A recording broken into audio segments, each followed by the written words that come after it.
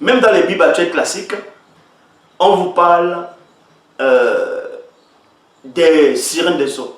Dans Ésaïe 34, 14, on parle des sirènes des eaux dedans. On parle même des Lilith.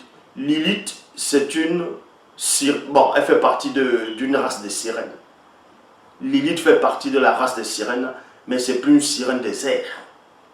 C'est pour ça que Lilith, même dans la Babylone antique, la Mésopotamie, on la représente une femme, mi-femme blanche, mi-corps oiseau. Vous voyez, ça c'est les sirènes des airs. Dans la langue originelle, on dit Djingulangor. Djingulangor. Ils sont dit les sirènes des eaux. C'est-à-dire les sirènes des airs, on va dire Mingu Mangor. C'est-à-dire les sirènes des airs. Dans Ésaïe 34, 14, vous pouvez lire, on parle de la sirène des eaux là-dedans. Donc même dans les Bibles actuelles classiques, on parle des sirènes des eaux, mâles et femelles. On va vous donner un exemple.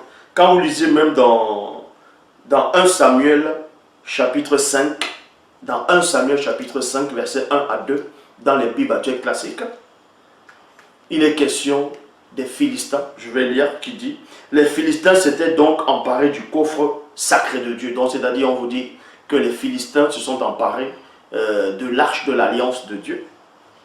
Et ils l'amenaient à la pierre du secours à Admod. C'est-à-dire, ils ont amené ça dans la maison de les dieux. On va vous parler des dieux des Philistins ici, dans 1 Samuel chapitre 5, versets 1 à 2. L'introduire dans le temple de les dieux, Dargon.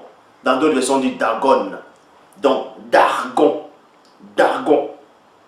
Et le plaçait à côté de la statue de Dargon.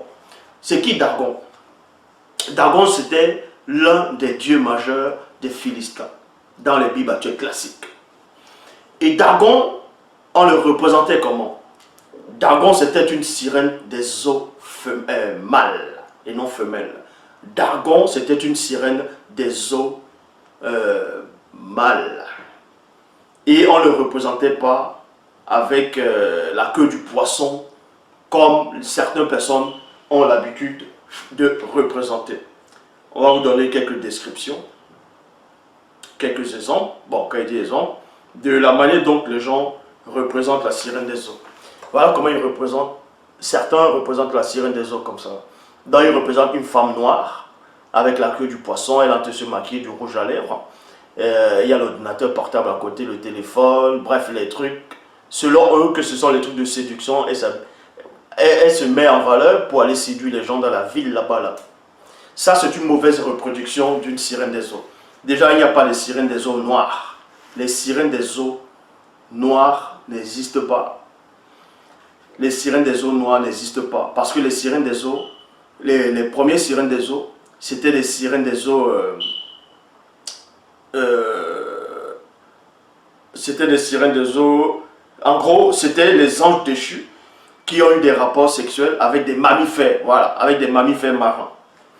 Et ça a donné naissance à ce qu'on appelle les sirènes des eaux. Les toutes premières sirènes des eaux ne ressemblent pas à ça. Vous voyez? Les toutes premières sirènes des eaux ne ressemblent nullement à ça. Ça, c'est bien plus tard, en gros, mais pas noir. Voilà les descriptions de Mami Wata qui vont présenter en Haïti, en Afrique, au Bénin, un peu partout.